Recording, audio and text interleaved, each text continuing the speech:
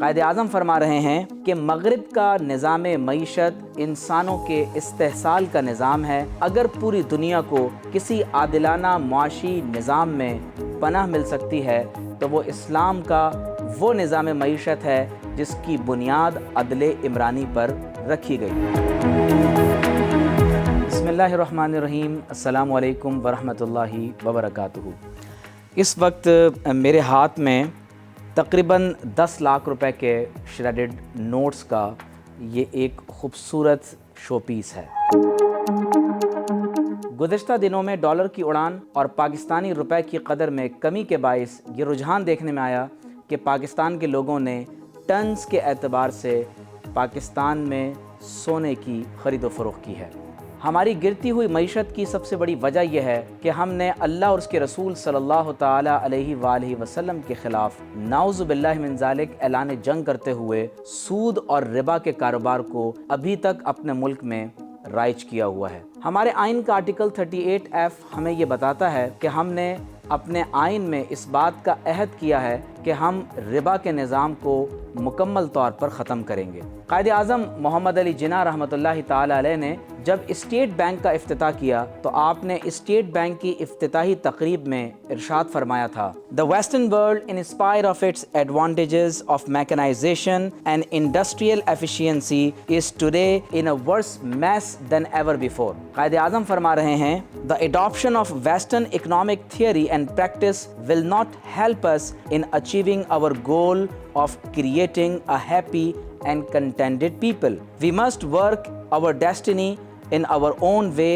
and present to the world an economic system based on true Islamic concept of equality of manhood and social justice. We will thereby be fulfilling our mission as Muslims and giving to humanity the message of peace, which alone can save it and secure the welfare, happiness and prosperity of mankind۔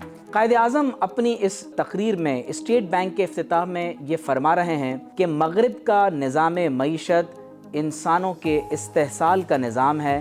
اگر پوری دنیا کو کسی عادلانہ معاشی نظام میں پناہ مل سکتی ہے تو وہ اسلام کا وہ نظام معیشت ہے جس کی بنیاد عدل عمرانی پر رکھی گئی۔ نبی کریم صلی اللہ علیہ وسلم نے ارشاد فرمایا، لَيَأْتِيَنَّ عَلَى النَّاسِ زَمَانٌ لا ينفع فیہ الا الدینار والدرہم۔ فرمایا لوگوں پر ایک ایسا زمانہ بھی آئے گا کہ درہم اور دینار کے سوا کوئی چیز نفع نہیں دے گی۔ نبی کریم صلی اللہ علیہ وسلم نے فرمایا کہ جو شخص قرب قیامت میں سورۃ الکہف کی تلاوت کرے گا، یہ سورت اسے دجال کے فتنے اور قرب قیامت کے تمام فتنوں سے محفوظ و مامون رکھے گی۔ توجہ کیجئے کہ اس سورت میں اصحاب کہف کا ایک تفصیلی واقعہ اللہ تعالیٰ نے قرآن مجید میں بیان فرمایا۔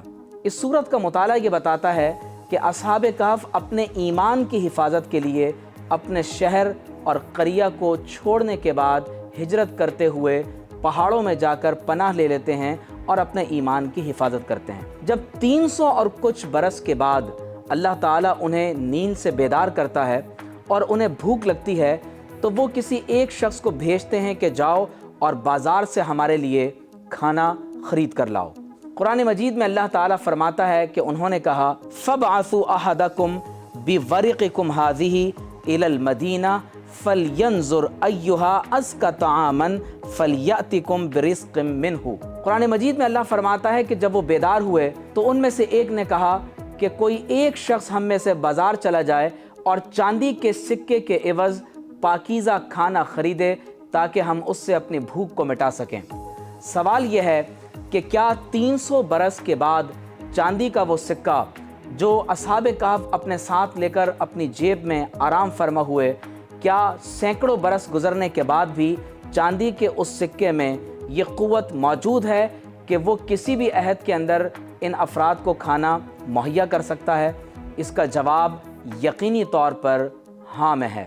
آپ توجہ کیجئے کہ ہمارے ہاں میوزیمز میں سونے اور چاندی کے سکے جو آپ صلی اللہ علیہ وسلم کے عہد مبارک سے لے کر تاحال گزشتہ چند برسوں تک ہمارے ہاں ممالک میں رائج رہے، یا آپ صلی اللہ علیہ وسلم سے قبل بھی जब से अल्लाह तबारक व तआला ने कायनात को तख्लीक फरमाया है, कुरान मजीद में मुख्तलिफ मकामात पर जिस तरह इस दिरहम और दिनार का जिक्र किया गया, ये मुताला हमें बताता है कि अल्लाह तबारक व तआला ने खिलकतन सोने और चांदी को इस एतबार से समन बनाया है कि इसकी वैल्यू इसके अंदर मौजूद है। अगर आज भी आप स्टेट बैंक ऑफ पाकिस्तान के म्यूज़ियम या नेशनल म्यूज़ियम ऑफ पाकिस्तान का विज़िट करें, या हिजाज़ मुक़द्दस में आप मदीना मुनव्वरा में हिजाज़ रेलवे के म्यूज़ियम को विज़िट करें, तो आप मुलाहिज़ा करेंगे कि वहाँ पर मौजूद हज़ारों सैकड़ों साल पुराने सोने और चांदी के सिक्कों की कदर व कीमत कम नहीं हुई, बल्कि उसकी अहमियत में इजाफ़ा हुआ है। कुरान और सुन्नत की तालीमात हमें ये बताती हैं कि सुन्ना मनी ये सिल्वर एंड गोल्ड कॉइन्स हैं। नबी करीम सल्लल्लाहु अलैहि वसल्लम के अहद मुबारक में एक दिरहम चांदी के सिक्के का वज़न 2.975 ग्राम चांदी था। इसी तरह आप सल्लल्लाहु अलैहि वसल्लम के अहद मुबारक में एक गोल्ड दीनार का वज़न 4.25 ग्राम सोने का था। नबी करीम सल्लल्लाहु अलैहि वसल्लम ने फरमाया कि जब तुम्हारे पास 200 चांदी के दिराहिम हों तो उनमें से 5 सिक्के अल्लाह ताला के रस्ते में बतौर ज़कात अदा कर दिया करो। इसी तरह आप सल्लल्लाहु ताला अलैहि वसल्लम ने इरशाद फरमाया कि महर की रकम 10 दिराहिम से कम नहीं होनी चाहिए।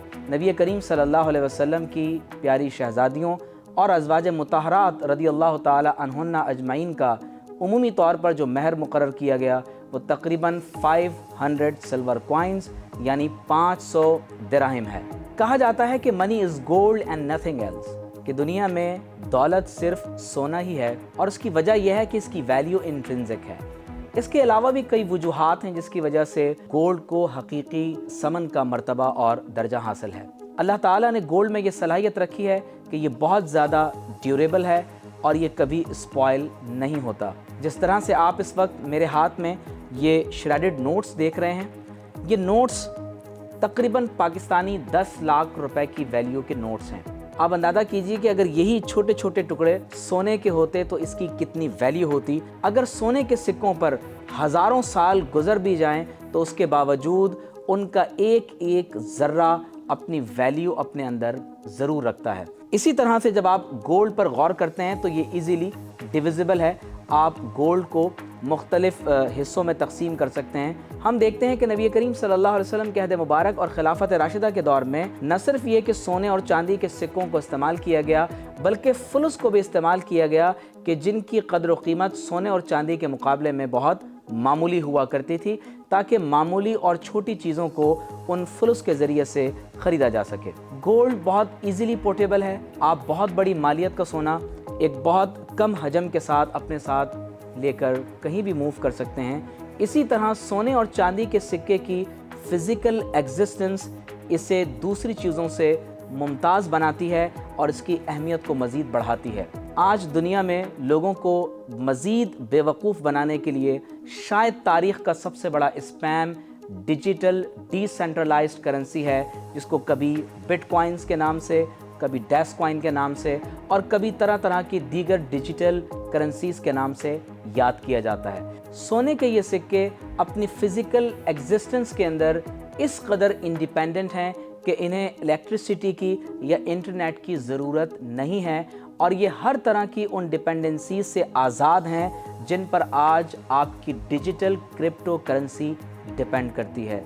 लिहाजा अगर हम रसूलुल्लाह सल्लल्लाहु ताला अलैहि वसल्लम के उस अहद की तरफ पलटना चाहते हैं जिसे खैरुल कुरूनी क़र्नी कहा गया, अगर हम ये चाहते हैं कि हमारे मुल्क का माशी निज़ाम बेहतरी की तरफ गामज़ान हो जाए, तो हमें अपने आइन पर अमल करते हुए कुरान और सुन्नत के मुताबिक ऐसी कानून साजी करनी होगी कि जो अल्लाह और उसके रसूल सल्लल्लाहु अलैहि वसल्लम की खुशनुदी के मुताबिक हो। रिबा और सूद के निज़ाम को मुल्क से ख़त्म करना होगा, और सबसे बढ़कर ये कि अब जबकि हम कैपिटलिज़म और कम्युनिज़म दोनों तरह के माशी निज़ाम को आज़मा चुके हैं और हम पर यह बात वाज़े हो गई कि इंटरनेशनल मॉनेटरी सिस्टम के अंदर वो निज़ाम मईशत जो पेपर करेंसी बेस्ड है, बतदरीज किस तरह से इंसानों को इकनॉमिक स्लेवरी के साथ ग़ुलाम बना लिया गया है, इस आलमी शिकंजे से बाहर निकलने की ज़रूरत है।